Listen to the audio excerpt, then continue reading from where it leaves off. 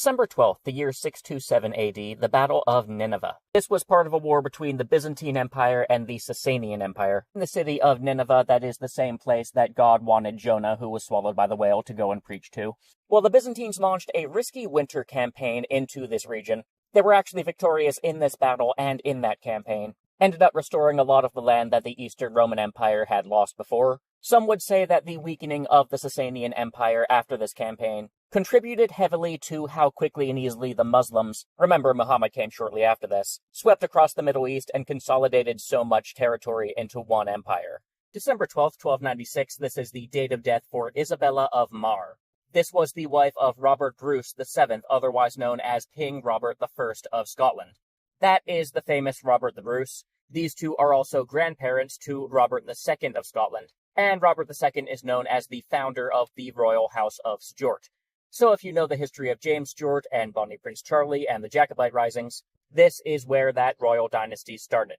December 12th, 1787, the state of Pennsylvania in the newly formed United States becomes the second state in the Union to ratify the U.S. Constitution. It had, of course, been 11 years since the Declaration of Independence. It had also been years since the War of the Revolution had been concluded. During the intervening time, the U.S. labored under the Articles of Confederation. Essentially, they were so afraid of a strong central government or anything that resembled a monarchy that at first they created a confederation that more resembles the EU than what the US currently looks like. The federal authority was so much defanged and constrained that it was a little bit chaotic on the state level. States would basically do whatever they want, print their own currency, sometimes get in fights with each other. It became clear that something needed to change, so in 1787 they made a convention to try and come up with a new form of government, and the result was the Constitution that we know today. December 12, 1862, the sinking of the USS Cairo. This was part of the American Civil War. This was a Union naval vessel. This was an ironclad gunboat. There were only a small number of these at the time. It was a pretty new concept to make a military ship out of metal instead of wood. But engineers in both the Union and the Confederacy figured out that if they make a ship that can bear the weight and have armor, then it is a lot harder to sink. And in fact, 9 months before the sinking of this ship, there was a famous battle, the Battle of Hampton Roads, where both a Union and a Confederate ironclad went up against each other. They shot cannons at each other all day long. Neither ship sank. However, the crew members inside both of those ships did get some pretty severe tinnitus. This ship, however, the Cairo, was sunk on the Yazoo River in Mississippi by an underwater mine, and fun fact, the location of this shipwreck for a long time had been basically forgotten, but then they uncovered it again in 1956. December 12, 1866, the Oaks explosion. This happened in a place called Oaks in South Yorkshire, England. With 361 people dead, this one held the title of worst mining disaster in the UK history, from its time until a different mining disaster in 1913. When this happened, the ground shook in the whole neighborhood for 3 miles around, and the search and rescue attempts lasted for 3 days. December 12, 1901, on December 11th, we talked about the first transatlantic radio transmission being sent from England. And on December 12th, the next day, it was received in Newfoundland, Canada. This photograph is Guglielmo Marconi, the guy who sent the transmission, and it consisted of the letter S in Morse code.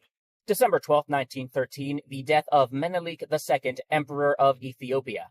This guy is known for defeating Italian colonial forces in 1896 at the Battle of Adwa. The Italians will remember that in the 1930s. He's also known for expanding the borders of the Ethiopian Empire, and he's regarded as the father of the modern Ethiopian state. December 12, 1915, earlier we talked about Puyi, who is recognized as the last emperor of China. He abdicated his throne in 1912. Well, the guy in this photo is Yuan Shikai. He was a Chinese general and statesman who took over after Puyi when the Republic of China was established. At first he was provisional president and then president of the Republic until 1915 when he declared himself emperor. That title was short-lived, however, because the following March, 4 months later, he became president again. As it turned out, neither the general public nor the military liked that. So it was opposition from within China that forced him to dissolve the monarchy again and restore the republic again. And then in June, 3 months after the republic had been restored, he died of kidney failure at the age of 56. December 12, 1917, Boys Town, Nebraska.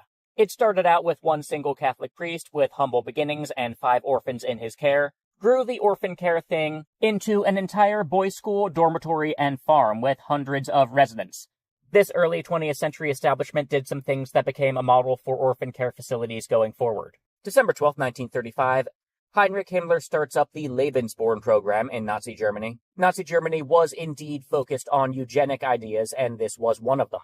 This program took unmarried, racially pure mothers, encouraged them to have anonymous births of racially pure offspring, and then they handled all the legwork for the child's adoption by racially pure adoptive parents. They put effort into procuring more children of German stock, discouraging abortions for Germans while encouraging abortions for non-Germans and children with disabilities. December 12, 1936, the Xi'an Incident.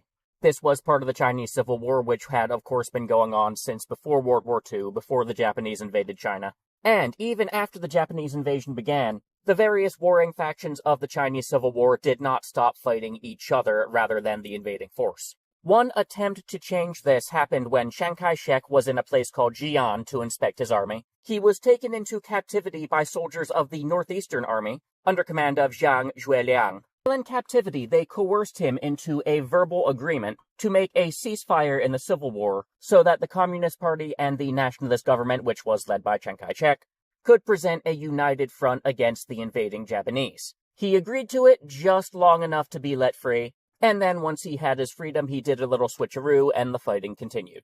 December 12, 1937, the USS Panay Incident. The Panay was a U.S. ship that was in China at the time for a different reason unrelated to the war and the Japanese invasion. It was in the wrong place at the wrong time. It was on the Yangtze River when a Japanese airplane destroyed it. Of course, this was a big diplomatic incident at the time. American press was outraged. The Japanese claimed that the pilots did not see the large American flags painted on the vessel, which the American newspapers said was an obvious lie because allegedly the pilots were flying low enough that you could see the pilots' faces in the cockpit from the ground.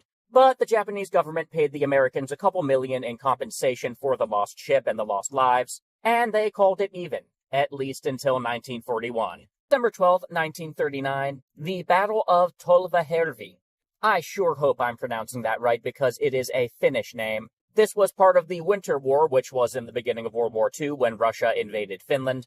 This war showed the world the Finnish people punching above their weight class in defending their homeland against an invader. The Red Army suffered a lot more losses than anticipated, including this battle, which was known as the first major Finnish victory in the war. The Soviets lost more than 10,000 soldiers along with a bunch of weapons, vehicles, and equipment, compared to the Finns, a little over 600 dead and a little over 1,300 wounded. Was not a good time to be a Russian soldier. December 12, 1941, this was the date of death for Lieutenant Cesar Basa. He was a Philippine air pilot. He is known as the first Philippine pilot death of World War II. This was, in fact, over the Batangas Field when the Japanese attacked everywhere in the Pacific on the same week. He and some other Philippine pilots fought a numerically superior Japanese flying force. His plane was damaged. He was able to return to the ground and run for cover across the airfield. When one of those Japanese pilots strafed him, he received a head injury and died there. December 12, 1941, Batangas in the Philippines gets to see their first ever Mitsubishi A6M Japanese Zero warplanes. This model would be a staple of the Japanese military throughout the Pacific War. The Filipinos would be able to fend off this initial assault. However, the war is far from done. December 12, 1951. This is the date of death for Mildred Bailey. She was an American jazz singer in the 1940s and 50s. She caught the tail end of the Harlem Renaissance jazz era, known among other things as the Queen of Swing and the Rockin' Chair Lady. She was a big name in swing and jazz music at the time, contributing to a really underrated music genre. December 12, 1979, this is Major General Chun Du-hwan, and on this date he led a secret group of military officers in a successful coup d'etat of the South Korean government. He ultimately seized power and became president of the nation. December 12, 1994, this is the date of death for Stuart Roosa. He was an American Air Force pilot and then later an astronaut for NASA. He was on the Apollo 14 mission, which was the third NASA mission to land on the moon. That happened in 1971. And he spent a total of 2 days on the surface of the moon, one of only 24 people to have landed there. December 12, 1999, this is the date of death for Joseph Heller. He is the author for Catch-22, among other things, and he was twice nominated for the Nobel Prize in Literature. December 12th in the year 2000, do you recognize this smiling face? This is George W. Bush. And on this day, he got some happy news from the U.S. Supreme Court. Do you remember hanging chads? Do you remember the disputed Florida election results? Well, that dispute went to the Florida Supreme Court and then to the U.S. Supreme Court. And on December 12th, the U.S. Supreme Court released its verdict in favor of the guy that became the president. December 12th, 2012, North Korea launched the first satellite of its space program. This is the Kwanmyongsong 3. This was the first spacecraft that North Korea actually got into orbit, and its purpose was to make observations on Earth. However, the UN and other nations did their usual thing of condemning this space launch, because the technology of launching craft into space is too similar to the technology of launching ballistic missiles. Nevertheless, they persisted. December 12, 2014, this is the date of death for Norman Bridwell. He's known for being the author of Clifford the Big Red Dog. He died in Massachusetts at the age of 86. December 12, 2015, the UN Paris Climate Agreement was signed. This was a product of the UN Climate Change Council. The climate is changing, the globe is getting hotter, that much is true. There is solid, provable evidence to display that.